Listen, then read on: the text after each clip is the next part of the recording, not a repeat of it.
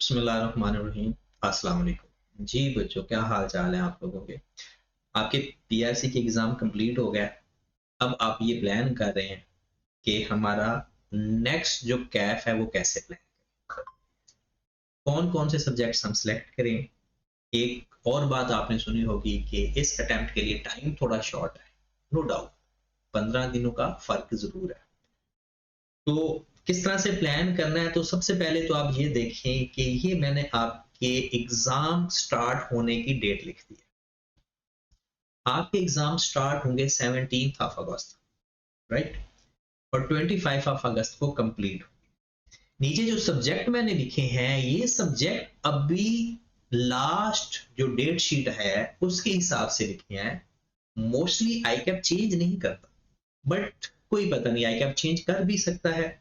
But mostly ऐसा होता है कि जो डेट शीट एग्जाम में आई होती है वो ही मोस्टली चलती है। ठीक है, तो आपका जो ये पेपर्स हैं 8 के 8 पेपर वो मैंने लिख दिए हैं कि कौन सा पेपर किस डेट और किस दिन। ये जो 17 अगस्त है ये कंफर्म डेट है। जो पेपर्स इस किस दिन कौन से होने हैं ये हो सकता है चेंज हो जाए, मोस्ट ऑफ द केसेस ये चेंज नहीं होता।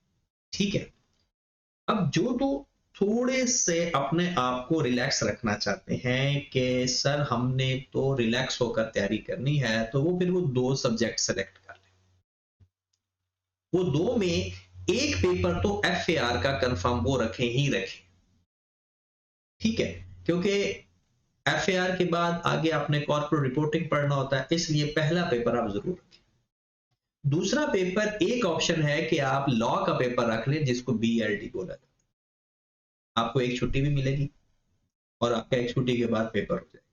ठीक है, दूसरा है कि दूसरी ऑप्शन में है कि आप एफएआर का पेपर के साथ सीएमए का पेपर रखें। ये थोड़ा टफ डिसीजन है क्योंकि दोनों न्यूमेरिकल पेपर हो जाएंगे, लेकिन छुट्टियां आपको इसमें दो मिल। ठीक है, तीसरी ऑप्शन है कि आप टैक्स रखें। अब टैक्स के पेपर में छुट्टियां आपको 3 मिल रही हैं। ये एक मिला जुला पेपर होता है, इसमें न्यूमेरिक्स भी होते हैं और इसमें थ्योरेटिकल पोर्शन भी होता है।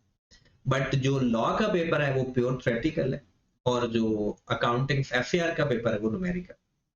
और एक और ऑप्शन भी है कि आप एफएआर का पेपर रखें, छुट्टियों पर 1 2 3 4 5 6, उसके बाद फिर डाटा सिस्टम एंड रिस्क का जो पेपर है डीएसआर वो रख लें। अगर आपने दो पेपर रखने हैं तो इस हिसाब से मैनेज किया जा सकता है कि एफएआर के पेपर के साथ आप बीएलडी रख लें, सीएमए रख लें, टैक्स रख लें और या डीएस। इन चारों में से कोई सा भी पेपर आप रख। ठीक है, अब आप कहेंगे सर आप क्या कहते हैं। अब मेरी अगर रिकमेंडेशन देखें तो मैं कहता हूं कि एफएआर के साथ डाटा का पेपर रख लो। मैं क्यों ऐसा कह रहा हूं, देखिए एफएआर के बाद अगला पेपर ना कॉर्पोरेट रिपोर्टिंग का सिलेक्ट किया जाता है। और अगर डेट शीट चेंज नहीं होती, क्योंकि मोस्टली चेंज नहीं होती बट हो सकती है, तो फिर ये डाटा का पेपर आपका पहले ही पास हो चुका होगा, तो कॉर्पोरेट रिपोर्टिंग के साथ वो क्लैश नहीं आया करेगा।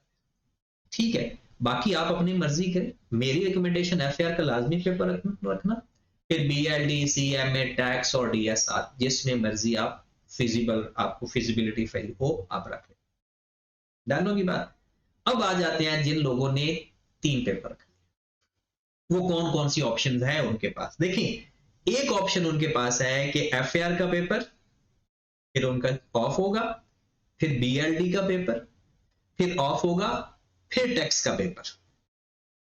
मतलब मंडे को एफएआर का पेपर हो जाएगा, फिर वेंसडे को बीएलडी का पेपर हो जाएगा और टैक्स का फ्राइडे को पेपर होगा। एक ऑप्शन ये है जो ज्यादा दुनिया इस ऑप्शन को मानती है, थोड़ी आसान समझी जाती है। जैसे एफएआर पूरा न्यूमेरिकल है, बीएलडी प्योर थ्योरेटिकल है और टैक्स मिक्स है। अब ये तो होगी दुनिया की ऑप्शन, आप भी रख सकते हो भाई। अब आ जाती है एक दूसरी ऑप्शन जो सबसे बड़ी डिजास्टर ऑप्शन है कि एफएआर का पेपर, सीएमए और साथ डाटा रखें। एफएआर, सीएमए और data, FAR numerical, CMA numerical और डाटा थ्योरेटिकल। इसमें आपको छुट्टियां हर पेपर में 2 मिल जाएंगी। हर पेपर में, बल्कि डाटा में 3 छुट्टियां मिल जाएंगी, सीएमए में 2 छुट्टियां मिल जाएंगी, और एफएआर का तो होगा ही पहला पेपर। थर्ड ऑप्शन है कि आप टैक्स और डाटा रखें, एफएआर के साथ टैक्स और डाटा, ये भी अच्छी ऑप्शन नजर आ रही है। उसकी वजह कि यहां पर आप लोगों के 3 छुट्टियां हो जाएंगी एफएआर के बाद, और फिर डाटा में भी 2 छुट्टियां आपको मिल जाएंगी। ये 3 अल्टरनेटिव ऑप्शंस हैं जो कि फर्स्ट 3 सब्जेक्ट्स रखने की, और भी ऑप्शन अवेल की जा सकती, ठीक है, क्योंकि अब ग्रुप रिस्ट्रिक्शन खत्म हो गई है। अब आप कहेंगे सर आप क्या रिकमेंड करेंगे?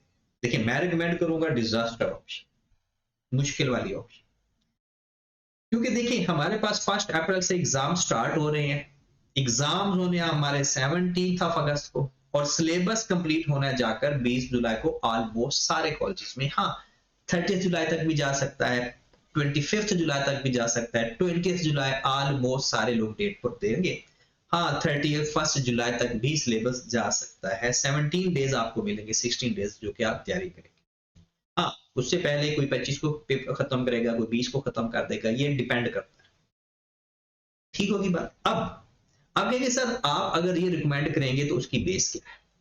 देखिए मैं इस वजह से रिकमेंड कर रहा हूं कि ये मैंने अल्टरनेटिव ऑप्शन रखनी है, ये सिर्फ उन लोगों के लिए जो लोग अपने ऊपर भरोसा रखते हैं और वो ये बात मानते हैं कि हम पढ़ेंगे तो अल्लाह के करम से पास हो, ठीक है।